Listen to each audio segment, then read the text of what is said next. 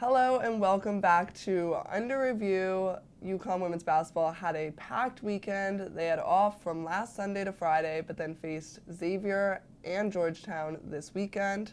I'm Brie Mon. And I'm Grant Mangle. Let's get into it. So the slate of games we had this weekend weren't the most challenging in the Big East. Xavier and Georgetown are ranked two of the lowest in the Big East, other than Butler. But I think great things came out of this week. Yeah, it was a really good week to just fine-tune some things, especially getting Caroline and Olivia back. It was good for them to just get some run, try some new plays, try some 2-3 zones, some new defenses and everything, and they looked really sharp. It was a very, very positive week for the team. But the starting lineup stayed the same, even with Olivia Nelson-Ododa and Caroline Ducharme back. I know Gino said, basically, if it ain't broke, you don't have to fix it, which makes a lot of sense, and it's working pretty well. Yeah, and it's credit to the players, too, because if you're Caroline Ducharme and you came in and you lit it up all year long and you're back on the bench now, Olivia, in her senior year here, she's coming off the bench now. That takes a lot of just discipline and just you've got to really be a team player. And they know they're going to get their minutes. They know they're going to get their time. But everyone wants to be starting, and it just credit to the team for being selfless. In the Xavier game, we had that 37-0 run, probably the highest this year. Really just showed what UConn can do, and it's kind of what we needed.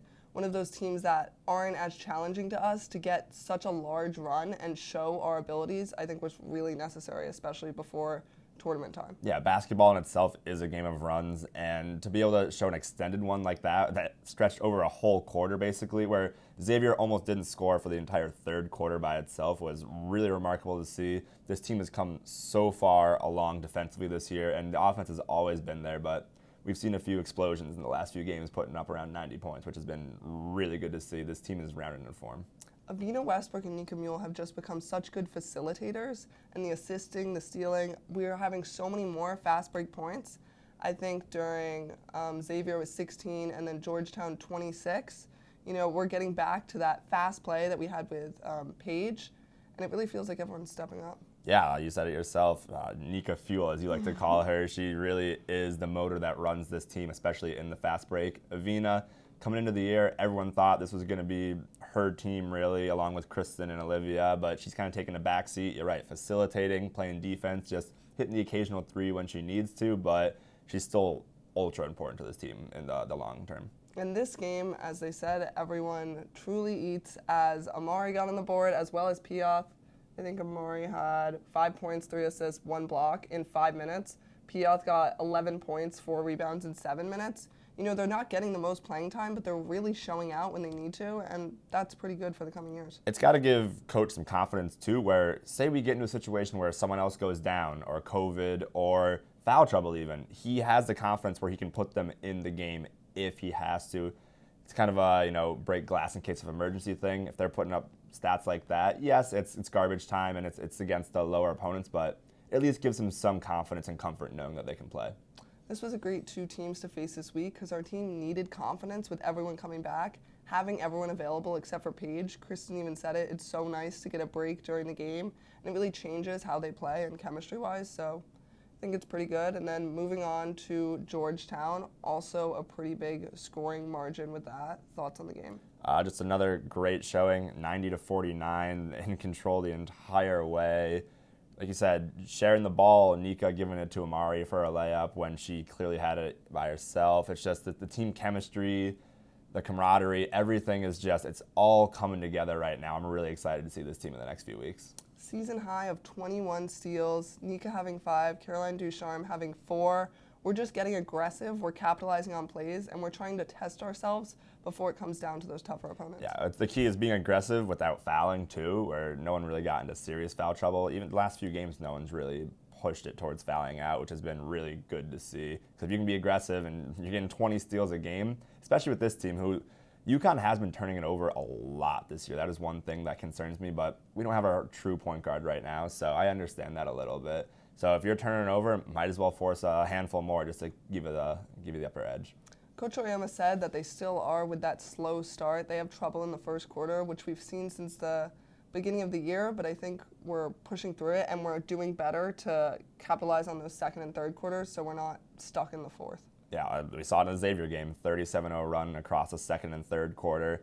A few big runs in the Georgetown game to push the lead to 20 and 30. It makes the second half a lot less stressful, and you can get some of your stars some rest, which is really key. Can we talk about that Kristen Williams ankle-breaking layup? She didn't even know that she actually broke the girl's ankles because she was so focused on scoring the ball, but she did quote say, "I'm sorry to that girl," as Kristen would. They love the bench reaction, too. You see them all jumping up, going crazy. Highlight reel play. You love to see it. Kristen Williams just great at driving to the basket, consistent scorer, and I hope we see some of those plays in March Madness. She's going to be on that overtime women's basketball a lot, hopefully. And then moving on, that Aaliyah to Avina to Aaliyah play just really shows how much we're distributing the ball. We're trying to make sure, again, everybody eats and that everyone's assisting, everyone's driving. It's kind of just more distributing the wealth. Yeah, I mean, there's some teams where you have selfish players who want to be the one to score it, and here it's just not the case. Everyone has their chance of scoring 10, 15, 20 points, and there's games where you're going to score 4 or 6 points. It's just the way it is, and it's good to have it like that. Like I've said this whole time, really selfless team. They just want to win. I think you mentioned before those bench celebrations. I really think it's helping out the team. Paige being on the bench, she wants to get back in, but the energy she brings to the rest of the team. I know that Nika even said, Kristen said that Paige will give them tips on the sideline, always helping them. So I think her being involved as much as possible is good for her. Oh, definitely. The energy is contagious. It runs from the student section to the bench all the way onto the court, and you can really see the impact that it's all having. They said during the practice media availability, Coach Oyama himself said Paige may get an opportunity Wednesday, Friday, but then after the game, he said that we would not be seeing her until tournament play. Yeah, I think that's the right call. You don't want to rush it back. Yes, you want to get her the run before March Madness, and the Big East tournament will still provide 2 or 3 chances there, hopefully, to give her some minutes. And he said himself, she doesn't need a lot of time on the court to get back to herself. She's perfected her craft, really, where it'll take her just a handful of days of practice, 1 or 2 games, and the rest will be off. I think she'll be good to go for the tournament. I think practice will be enough. They already played Providence, Marquette, St. John's.